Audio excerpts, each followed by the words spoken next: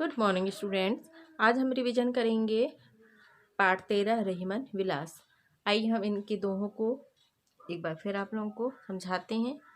रहीमन चुप हवे बैठिए देख दिनन को फेर, जब नी के दिन आई है बनत न लगी पेर।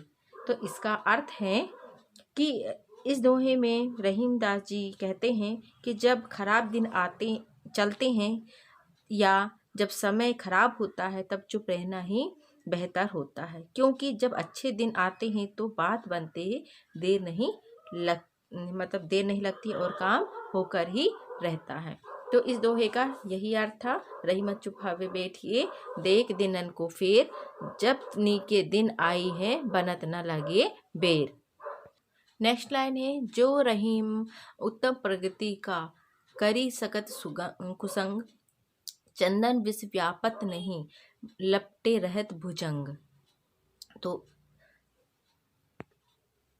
इस दोहे में रहीमदास जी कहते हैं कि जिस मनुष्य का व्यवहार अच्छा होता है, कुशल होता है, तो उसे गलत संगति भी नहीं बिगाड़ सकती है। मतलब बुरे संगत वाले भी इसका कुछ नहीं बिगाड़ सकते। जिस प्रकार सुगंधित चंदन में जो जहरीले सांप लिपटे हुए होते हैं, तो चंदन पर भी किसी जहरीले सांप के विष का कोई प्रभाव नहीं पड़ता है। ठीक है। अब है थर्ड नंबर दोहे में, यूं रहीम सुख होत है उपकारों की अंग, बाटन बारे को लगे ज्यों मेहंदी को रंग। अब इसका अर्थ है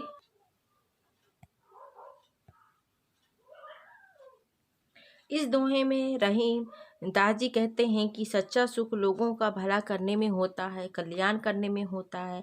हम दूसरों को जितना ज़्यादा खुशी देंगे या खुशियाँ देंगे, उतना ज़्यादा आनंद हमको मिलेगा।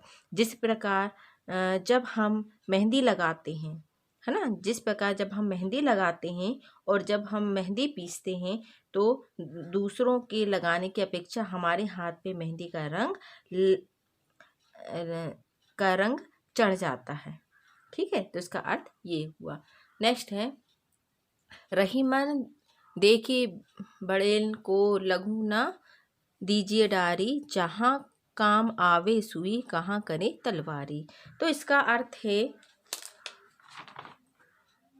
कि हमें बड़ों को देखकर हम बड़ों को देखकर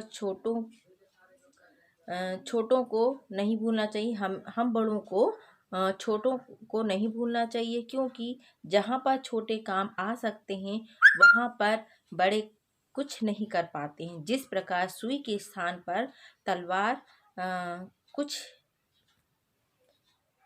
नहीं कर सकती, अगर हमें कपड़े सिलना है तो वहाँ पर सुई ही काम आएगी, तलवार नहीं। ठीक है। अब आ जाते हैं नेक्स्ट, रहीमन धागा प्रेम का मत तोरो चटकाए, जोरे ते फिरी न जुरे जुरे गांठ परिचाए।